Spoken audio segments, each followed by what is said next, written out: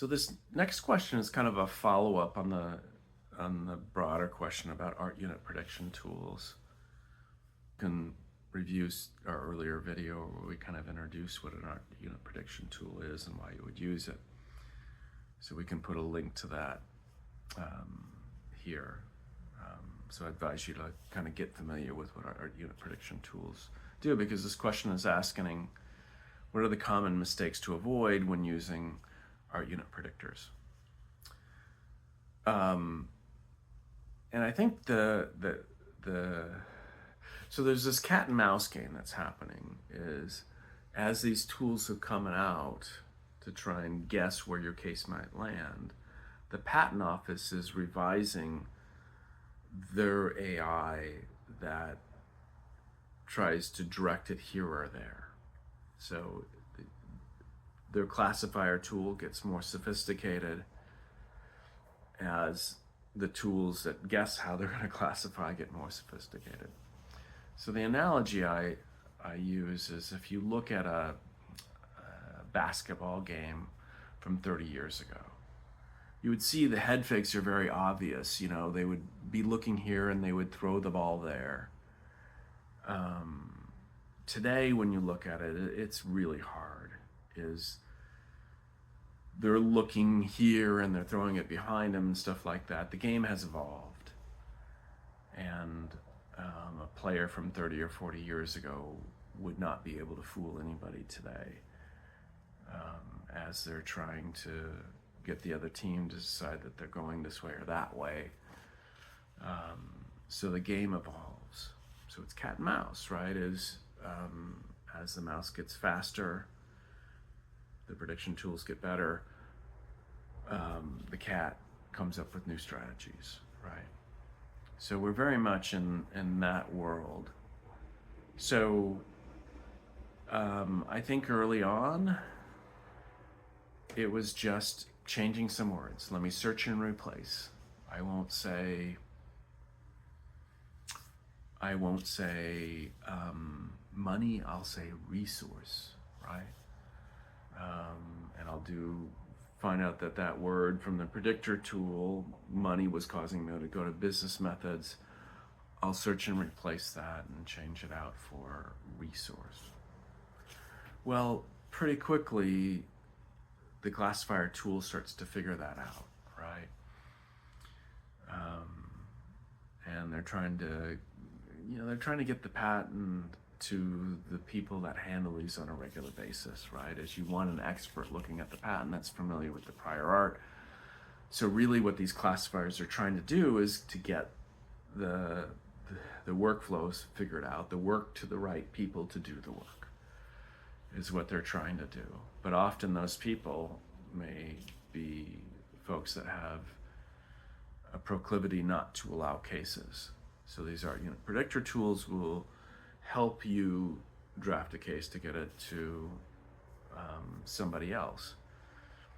So I would say, thinking that it's just word choice, I think at one point it really was word choice. I think when we originally worked on these tools and developed them 8-10 years ago, I think you could just change some words, and that was enough to trick the AI into thinking it had to do with something else. So it's kind of those really obvious head fakes from 30 years ago in basketball.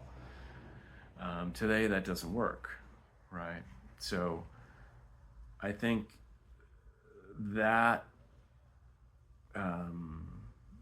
is a common mistake. Another common mistake is the tools will generally say, here are some places it could go, right? And with our tool, it'll say, here are the most likely places it would go. And then we'll give statistics on those places, so that you can, if it's all, it's guessing that 4 out of 5 places it might go are bad places, you probably are doing something wrong. So working on the emphasis of the case so that it's very unlikely to go to one of these bad places. So sometimes there'll be 4 4 of the 5 will be good places that it's predicting, and 1 of the 5 will be not. Well, look at the words that are associated with the bad place and the words that are associated with the good places.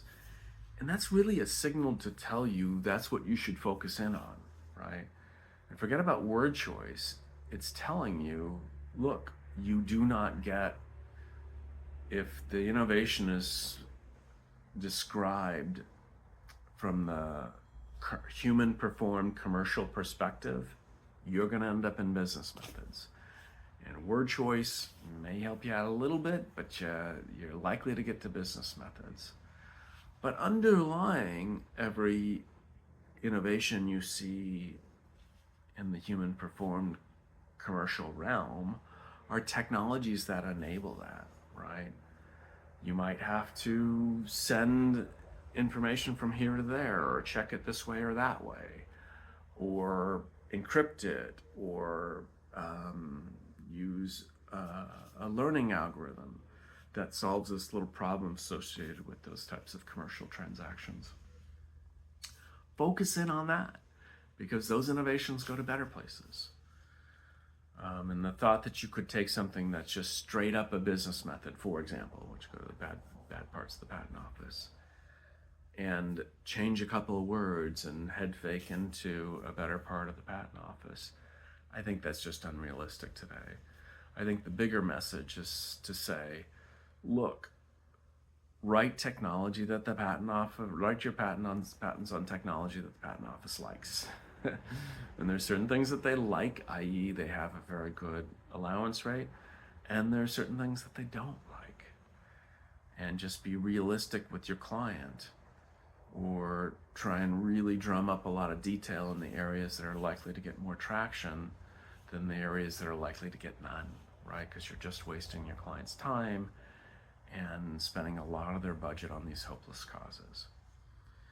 So,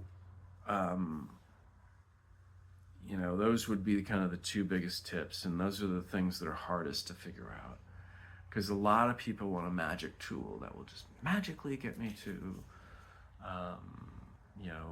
the examiner that's more likely to be favorable, or the easy examiner. And it's just not that simple anymore. Really, the message is there are certain things you can protect, and there are certain things that you can't protect. And we know those in an absolute sense for certain technologies. You can't patent genes anymore, for example. It's a kind of a bright line. But there are ways to go about protecting the technology that leverages those genes. And that's what you would then focus in on. And the tools are kind of like that, as they're telling you this hidden artifact, and that forget about what the laws say. There's just things the patent office likes, and there's things the patent office doesn't like. And these tools can help you out in that regard. And it's better if you know that before you start drafting.